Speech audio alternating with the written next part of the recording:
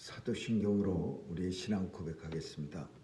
전능하사 천지를 만드신 하나님 아버지를 내가 믿사오며 그 외아들 우리 주 예수 그리스도를 믿사오니 이는 성령으로 잉태하사 동정녀 마리아에게 나시고 본디오 빌라도에게 고난을 받으사 십자가에 못 박혀 죽으시고 장사한 지 사흘 만에 죽은 자 가운데서 다시 살아나시어 하늘에 오르사 전능하신 하나님 우편에 앉아 계시다가 저리로서 산 자와 죽은 자를 심판하러 오시리라.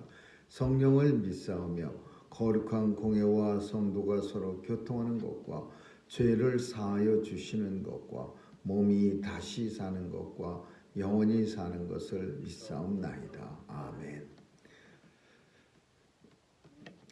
거룩하신 하나님 아버지, 오늘도 주의 전에 나올 수 있도록 우리의 발걸음 옮겨주시고 또 주님의 전으로 초대해 주시니 감사합니다. 오늘도 온종일 주님이 허락하신 새날을 주님과 동행하는 우리의 발걸음 복되게 하여 주옵시고 주님이 허락하신 길 힘있게 걷게 하여 주옵소서. 하나님께서 건강 주셨사오니 우리의 건강이 있는 한 하나님 나라 위에서 마음껏 감당하며 살아갈 수 있는 축복 또한 허락해 주옵소서. 하나님께서 오늘도 우리 마음속에 소원을 주셨사오니 이 소원이 하나님 앞에 상달되고 땅에서 이루어지는 것 보게 하여 주옵소서.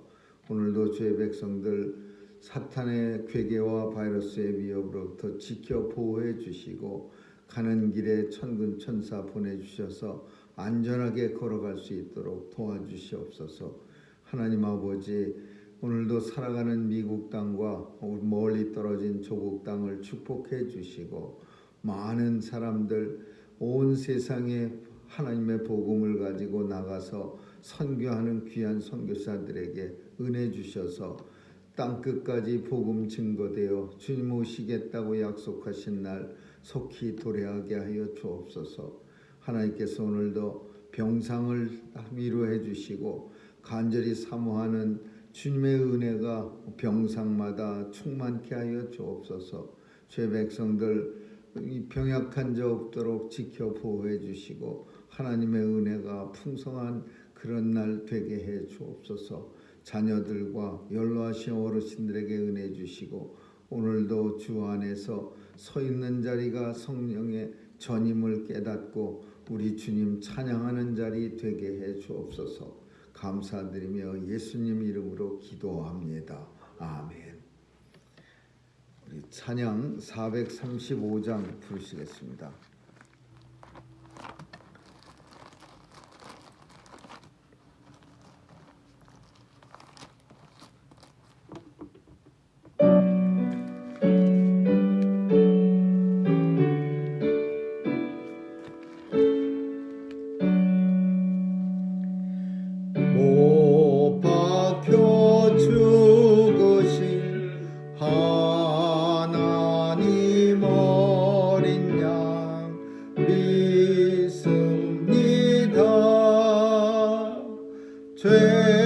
죄속함 받고서 이 몸과 맘 들여 간절히 빌 때에 들으소서.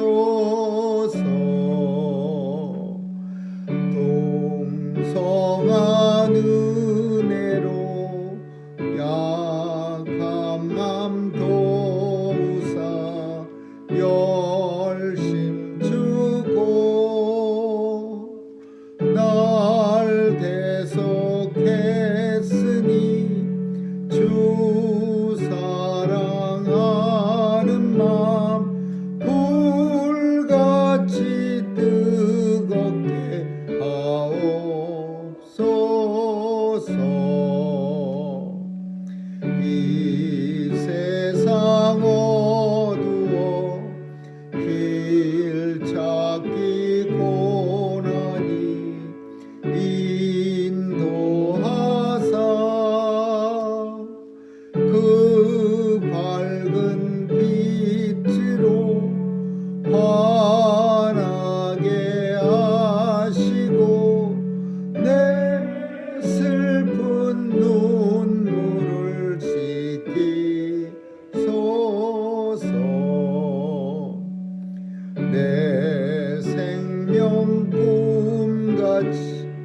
이 세상 떠날 때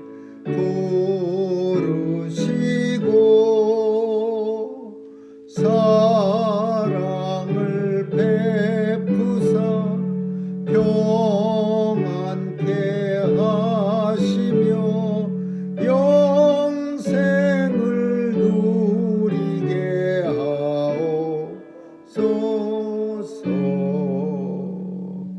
아멘.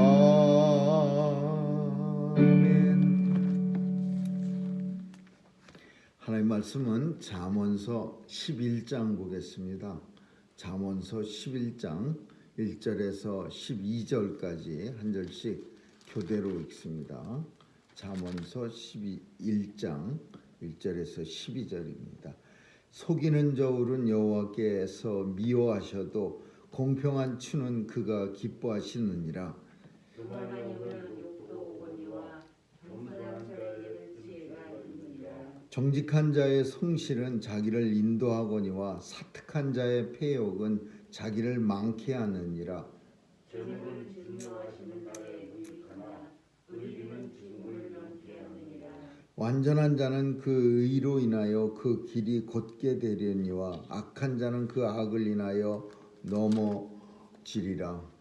정직한 자는 그 의로 인하여 구원을 얻으려니와 사특한 자는 자기의 악에 잡히리라.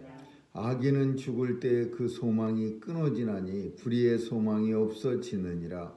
의인은 환난에서 구원을 얻어 악인은 와서 그를 배신하느니라. 사특한 자는 입으로 그 이웃을 망하게 하여도 의인은 그 지식으로 말미암아 구원을 얻느니라. 의인이 형통하며 성읍이 즐거워하고 악인이 패망하며 기뻐하였으니 성읍은 정직한 자의 축원을 인하여 진흥하고 악한 자의 입을 인하여 무너지느니라. 지혜 없는 자는 그 이웃을 멸시하나 명철한 자는 정당하느니라. 아멘. 여기까지 보겠습니다.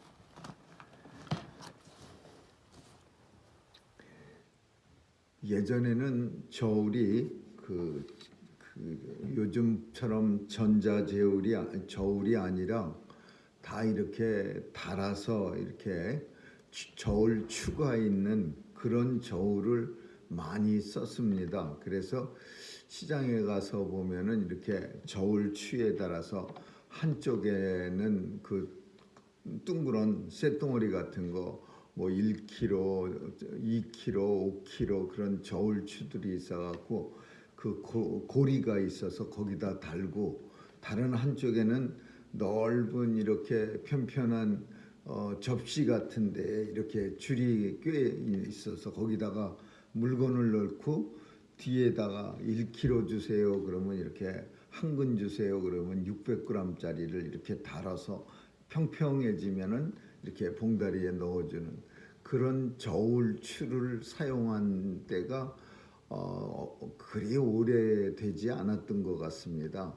제가 어렸을 때 기억에는 시장에 다 저울추를 가지고 했는데 특이한 것은 가끔 보면은 그 신문 같은 데에 저울추를 속이는 사람들을 적발 뭐 그래 갖고서는 그 구청에서 단속을 나가고 또 정부에서도 그 공업 무슨 농업진흥청 뭐 이런 데서 단속 나가갖고서 이렇게 국가 표준 그 저울을 가지고 나가서 시장 상인들이 쓰는 거하고 비교해 갖고서 조금이라도 뭐 몇백 g이라도 이렇게 차이가 나면은 그 시장 상인들 잡혀가고 벌금 내고 그런 것을 예전에 본 기억이 있습니다.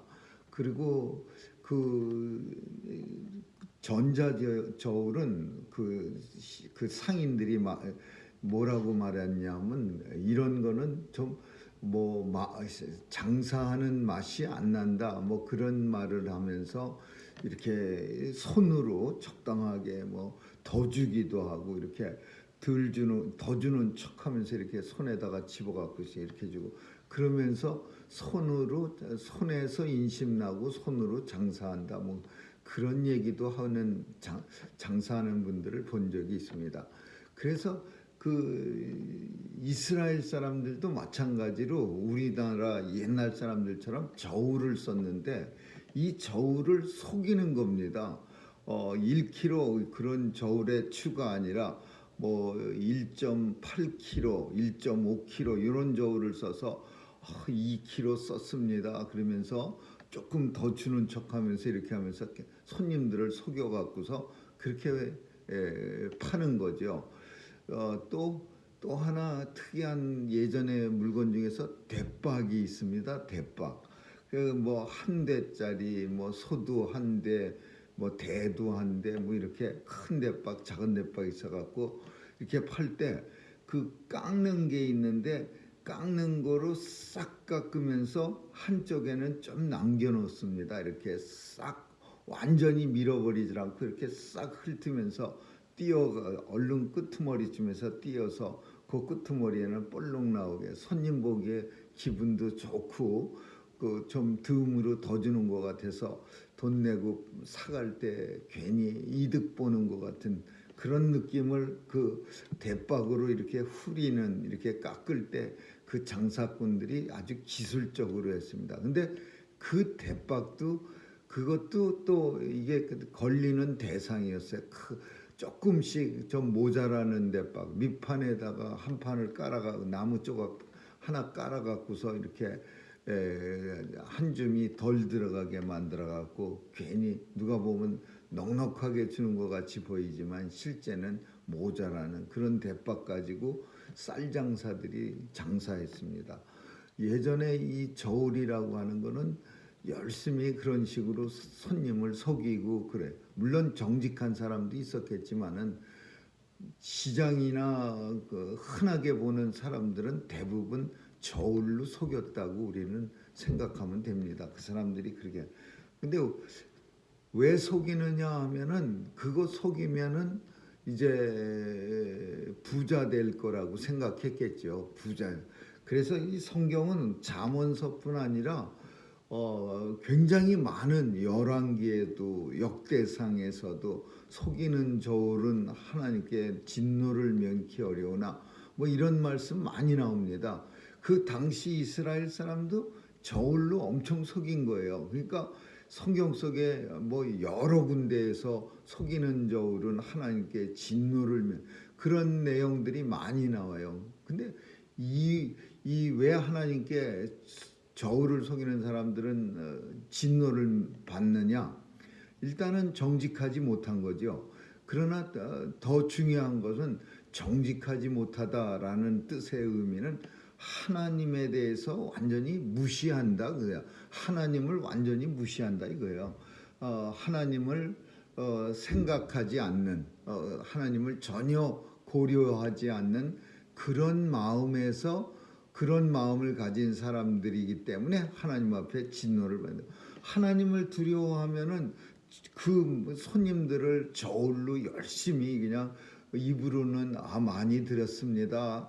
이거 이래서 장사 미치겠는데요. 그래가면서 그런 소리를 하겠어요. 하나님이 정말 두려워하고 이스라엘 사람들처럼 자기들 선택된 민족이라고 하면서 그러면서 저울을 속이겠어요. 그러니까 하나님을 두려워하지 않는 사람, 하나님을 생각하지 않는 하나님 앞이라고 생각하지 않는 그런 사람들이기 때문에 하나님께서 저울을 속이는 사람들은 여호와께서 미워하시느니라 그렇게 말씀하는 거야. 또 한 가지는 저울을 열심히 속이는 사람들의 그 특징이 뭐냐 하면 내 힘으로 재물을 모을 수 있다, 축적할 수 있다 그렇게 생각하는 거야. 물론 사람이 열심히 노력해서 남을 속이든 뭐 어쨌든 간에 열심히 노력하면은 재물이 살짝 모아지는 듯 하지만 사실은 재물을 진짜 모아지려면 하나님이 도와주셔야 재물이 모아지는 거지. 아무리 그냥 뭐 저울을 갖다가 뭐 요상하게 만들어서 남을 하루 종일 속인다고 하더라도 결코 그 저울 속이는 일로 재물을 모을 수는 없는 거죠. 우리는 아는 것처럼 이 세상 사람들이 재물을 모으고 싶지 않은 사람이 세상에 어디 있겠어요. 다 하나님 앞에서 부하게 살고 싶고 다 넉넉하게 살고 싶고 하나님 앞에서 부자같이 살고 싶지만, 그러나 누구나 다 그렇게 되는 건 아닌 거. 열심히 노력하지만 안 되는 사람은 죽어라고 안 됩니다. 그건 그런 이유를 우리가 보면서 노력을 덜해서 안 해서 못 사는 사람들이 할 수 없겠지만, 노력해도 안 되는 사람들을 보면서 하나님께서 허락하지 않으면 가정의 평안함이나 또 재물의 부함이나 모든 것도 하나님이 허락해 주지 않으면 이 세상에서 자기 힘으로 발버둥 친다고 되어지는 게 없다는 사실을 우리는 알아야 돼요. 저울 눈금 열심히 속여서 하나님 앞에서 큰 부자가 될 수 있다는 생각을 갖는 사람은 하나님 앞에 진노를 받는다. 두 번째로는 교만이 오면 욕도 오거니와 겸손한 자는 지혜가 있다. 교만한 사람들은 욕이 온다. 교만해지면 다른 사람들에게서 욕이 온다, 그 소리야. 그러니까 이건 너무나 잠언서에 없어도 당연한 말이죠.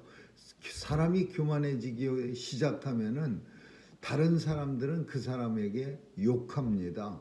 저 언제적에 저렇게 너무 교만하다고 그래요. 그러니까 교만해지기 시작하면 욕이 오거니와 겸손해지기 시작하면 점점 그 사람은 지혜가 있게 되느니라, 그렇게 말하고 있는 거죠. 정직한 자의 성실은 자기 길을 인도하지만 사특한 자, 이 사특이란 말이 계속해서 반복됩니다. 사특. 왜 이런 어려운 표현을 썼는지 잘 모르겠지만, 사특이라는 말은 요사스럽고 간특하다. 국어 성경을 찾아보니까 그렇게 표현됐어요. 요사하고 간특하다. 여기서 사자는 사기꾼 할 때 사자하고 같은 한자입니다. 사특한 자. 그러니까 남을 갖다가 속이는 사람이야. 사특한. 이 남을 속이는 사람의 패역은 자기를 망케 하느니라. 결국 남 속이는 사람은요, 그 남만 망하는 게 아니라 자기 자신도 결국은 망하게 되는 거예요. 물론 우리는 부조리라는 거 다시 한번 또 우리가 생각 안 할 수가 없는데, 하나님께서 딱딱 맞춰 갖고서 지혜 하나님 앞에 선하고 하나님 말씀대로 살아가는 사람은 엄청나게 하나님이 축복 주셔 갖고서 너무 부럽게 살고, 또 이런 사특한 사람들, 남을 속이고 간특한 사람들한테는 하나님이 진노를 내려가 그냥 온몸이 다 거덜나는 몹쓸 병에 걸린다든지 사업이 하루아침에 멸망한다든지 막 그런 모습이 나타나면, 이 세상 사람들이 누가 이 잠언 말씀 없어도 열심히 겸손하게 살려고 하고 열심히 하나님 앞에서 속이지 않는 자가 되고 열심히 정말 말씀대로 지혜도 말씀을 가지고 살려고 발버둥 치지요. 근데 하나님은 때때로 우리가 아는 것처럼 오래 참으시고 진노하시기를 더디하시고 죽기까지 사랑하시고, 또 어떤 때는 이 세상에서 진노의 심판을 내리지 않을 때도 있어요. 그래갖고서는 다윗도 악인의 형통함을 보면서 눈물로 침상을 띄우는 것처럼 때로는 악인이 병도 안 걸리고 또 그냥 백발이 성성할 때까지 잘 먹고 잘 사는 걸 보면서 의인은 고통스러워하고 눈물을 흘리는 거예요. 그런 경우들이 많이 있는데, 이걸 이제 현대 용어로는 우리는 부조리라고 말하는 거예요. 이 부조리 때문에 사람들이 하나님의 말씀에서 때때로 떨어져 나가기도 하고, 또 세상을 뱁새 눈을 가지고서 이렇게 꼬아갖고 생각하는 거야. 뭐 그래 봤자 되는 거 하나 없던데 나도 다 해봤어. 뭐 이런 말 해가면서 하나님의 말씀에 대해서 귀 기울이지 않고 또 정직하고 하나님 말씀 가지고서 정말 열심히 사는 그런 모습을 오히려 조롱하고 비방하는 거죠.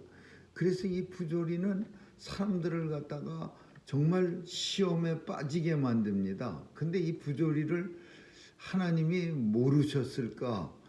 왜 하나님이 그럼 이 땅에 부조리를 두셨을까? 부조리는 일종의 시험입니다. 시험. 이 시험을 통과해야 연단되어지는 거예요. 다른 사람들의 모습을 통해서 하나님 말씀대로 열심히 사는 사람들이 힘들어지고 하나님 말씀대로 살지 않은 사람의 형통함을 보면서도 하나님 그래도 하나님의 말씀을 따라 살아야 돼. 이것이 얼마나 큰 시험입니까? 그런 시험을 통과했을 때 하나님이 누리는 기쁨이 얼마나 크겠습니까? 그 사람을 통해서 하나님이 기뻐하시고 만족해 하시고 그 사람에게 축복해 주시는 거예요. 욥이 하나님 말씀대로 열심히 살다가 어마어마무시하게 우리가 아는 것처럼 고통을 당합니다. 그 친구들은 찾아와 갖고 뭐라고 말하냐면은 다 죄가 있으니까 이렇게 되는 거지 죄가 없는 사람이 왜 이런 고통을 당하겠어. 재물이 폭망하고 그리고 온몸엔 질병이 나고 온통 살은 어디 하나 성한 데가 없어서 깨진 기왓장으로 북북 긁고 있고 오죽하면 아내조차 하나님 욕하고 죽으라고 옆에서 비방이나 하고 있고 친구들이 와서 그런 말을 할 때 시험 들기 딱 십상이에요. 맞아, 내가 열심히 살아봤는데 별 볼 일 없네. 고통만 잔뜩 있고 나도 그렇다면은 저 사람들이 말하는 말이 맞을지도 몰라. 이러면서 시험에 푹 빠질 수가 있는 거야. 그걸 통과하는 게 연단이고 그걸 하나님의 시험이야. 결국 욥은 통과해서 더 큰 축복을 누리게 됩니다. 그래서 이런 하나님의 말씀이 있지만 때때로는 그 말씀대로 우리 눈에 비춰지지 않는다고 해서 우리가 하나님 말씀이 틀렸다라고 말하는 게 아니고 또 하나님 말씀이 이루어지지 않는다라고 말하는 게 아니라 그걸 가리켜서 우리는 믿음의 시련 혹은 연단이라고 우리가 표현할 수 있는 거죠. 오늘 본문 속에서 또 한 가지 우리가 생각할 것은 악인의 소망은 죽을 때 끊어지나니 악인들에게 있어서는 악인의 소망이 죽을 때 그 소망이 끊어지는 거예요. 세상에 사는 동안은 세상에 어떤 소망이 있지만은 악인들은 죽게 되면은 그 죽을 때에 가서 그 소망이 끊어집니다. 이 세상이 우리의 소원의 바람의 전부라면 그것은 세상 사람 모두 가운데 더욱 불쌍한 자라. 고린도 전서 15장 부활장에 가서 보면은 성경은 우리에게 만약에 우리가 이 세상만 잔뜩 바라고 산다면 모든 사람 가운데 더욱 불쌍한 자라 그렇게 성도들에게 말씀합니다. 왜 고린도서에서 사도 바울이 그렇게 표현했을까요? 이유는 너무나 당연한 거야. 고린도 교회 성도들 중에는 세상이 전부인 것 같이 착각하는 사람들이 많았던 거예요. 그래서 무슨 뭘 원하십니까? 그러면은 입에서 이 세상에서 잘 먹고 잘 사는 것만 원합니다. 죽은 다음이야 뭐 어떻게 됐건 그게 내 알 바 아닙니다. 아주 그냥 무지막지하게 무식한 이런 사람들이 고린도 교회 안에 깔뜩 있는 거예요. 그러니까 사도 바울이 우리의 소망이 우리가 원하는가 이 세상에서만이라면 그 사람은 이 세상 모든 사람 가운데 더욱 불쌍한 사람이라 그렇게 표현하고 있는 거예요. 정말 불쌍한 사람이요. 세상에서만 소망이 있다면 물론 세상의 소망도 하나님이 주신 거예요. 하나님이 이 땅에 살 때 우리에게 간절한 소망을 주셔서 그 소망 때문에 우리가 하루하루 힘있게 살아가게 하는 거죠. 그리고 그 소망은 우리 삶의 원동력이 되는 거죠. 그래서 하나님이 주신 소망. 근데 이 소망이 세상을 향한 소망, 세상만을 위한 소망이면 그 사람은 무지불상한 사람이에요. 하나님 나라를 위한 소망, 큰 소망, 영원한 나라를 위해서 하나님께서 그걸 다른 말로 하면 구원, 너희 속에 소원을 주신 이도 하나님이시고 이루어 주신 이도 하나님이시니 그 소망은 구원이라. 구원이 우리 속에 구원의 소망이 있고 이것이 우리를 살게 만드는, 힘있게 만드는 그런 원동력이 되는 거죠. 근데 이 소망이 구원이 아니라 세상뿐이면은, 세상의 부귀영화뿐이라면 그 사람은 살아있는 동안은 아마 더 열심을 낼지 모르겠어요. 왜냐하면 사는 동안 부귀영화가 최대의 어떤 자기의 소원이고 최고의 탐욕거리가 되니까 힘있게 살지만, 그러나 죽을 때쯤 되면은 이제 그때는 무지막지하게 허무해지는 거예요. 허망해지는 거예요. 왜냐하면 이 세상이 그 사람의 소원에 점해. 그래서 악인은 소망이 죽을 때 끊어지지만, 그러나 의인은 죽을 때에 비로소 소망이 커지고 완성되어지고 영원해지는 거예요. 하나님 나라에 들어가서 영원토록 주님과 함께 살기 때문에 악인의 소망은 죽을 때 끊어지나 의인의 소망은 죽을 때 영원하고 완전해지리라. 이게 의인의 특권이죠. 그리고 마지막으로 성읍은 정직한 자의 축원을 인하여 진흥하고, 진흥기업 그런 거 많이 있죠. 진흥 이렇게 크게 번창한다 그런 뜻이 진흥이죠. 그 악인은 성읍은 의인들의 기도로 축원을 인하여라는 것은 축복하는 기도, 축원. 그래서 하나님 앞에 의인들이 열심히 축복해 하니까 그 성읍이 진흥해, 발전해, 성읍이 잘 사는 거예요. 그러나 악한 자의 입을 인하여 성읍은 무너지느니라. 악한 자가 그냥 나쁜 말만 퍼뜨리고 다니니까 성읍이 무너지는 거예요. 의인의 축원을, 의인의 기도와 의인의 간구로 인해서 성읍이, 도시가 이렇게 생명력을 가지고 진흥하지만 악한 사람들의 그 입에서 나온 악한 도구로 말미암아 성읍은 한편으로는 또 무너지니까. 그러니까 한쪽은 의인들이 있어서 성읍을 열심히 끌어올리면 한쪽은 악한 사람들이 있어서 결국은 망하는 거예요. 어떤 사람이 예전에 그런 말을 합니다. 비행기를 타고 가는데 이 비행기가 떨어지지 않는 것은 이 비행기에 탄 자기 같은 열심히 주님을 섬기는 사람들이 몇 명이 탔기 때문에 이 비행기가 떨어지지 않는 거라. 그런 얘기를 할 때 농담이지만, 물론 우스갯소리지만은 그거가 전혀 농담만이라고는 생각할 수 없는 거예요. 하나님의 백성들이 그 몇백 명의 패신저 중에서 타고 있었기 때문에 하나님은 그 백성들, 자신의 백성들을 보호하시기 위해서 그 비행기를 무사하게 도착지까지 데려다 주시는 거예요. 그러니까 이 악인은 무임승차하는 거예요. 의인들의 축원, 의인들의 기도와 간구에 무임승차해서 그렇게 해서 살아가고 있는 거예요. 성읍이라고 하는 건 오늘날 도시입니다. 이 뉴욕이라는 도시도 마찬가지예요. 오늘 본문에 있는 것처럼 의인의 간절한 기도로 인해서 이 도시가 오늘도 안전하게 유지되어지는 거예요. 그러나 한편으로 우리가 썩어가는 모습, 범죄의 모습, 그런 모습도 봅니다. 악인의 입을 통해서 무너지느니라.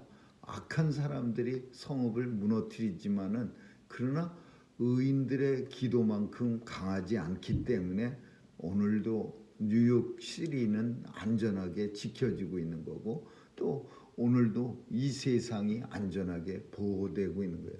왜냐하면 하나님께서 의인을 지키시기 위해서 보호해 주시기 때문에 악인이 많이 돌아다니고 온 여기저기에서 그냥 끔찍한 일들이 벌어지고 있지만 아직도 하나님은 우리 하나님의 백성들을 보호해 주시기 때문에 온 세상을 보호하신다. 그것이 잠언 기자가 본 세상의 모습입니다. 아무쪼록 오늘도 우리의 기도와 우리의 간구로 인해서 우리가 속해 있는 모든 사회가 또 이 도시가 이 나라가 안전하게 하고 할 수 있다는 이 사실을 꼭 기억하기를 주님의 이름으로 축원합니다. 기도하겠습니다. 좋으신 하나님 감사합니다. 사도 바울이 난파되어 가는 배 위에 서서 하나님께서 나를 구원하시고자 이 배를 결코 풍랑 침몰치 아니하신다고 사람들을 안심시키는 것과 같이 하나님의 백성들이 어디에서든지 하나님을 믿고 하나님 때문에 다른 사람들도 위로할 수 있는 그런 믿음의 사도들이 다 되게 해 주옵소서. 오늘 하루도 온종일 주님 때문에 또 주님의 은혜 때문에 나로 인하여 다른 사람들에게도 복을 끼치는 그런 성도의 삶 살 수 있도록 역사해 주옵소서. 감사드리며 예수님 이름으로 기도합니다. 아멘. 주기도문으로 마치겠습니다. 하늘에 계신 우리 아버지여, 이름이 거룩히 여김을 받으시오며 나라에 임하옵시며 뜻이 하늘에서 이룬 것 같이 땅에서도 이루어지이다.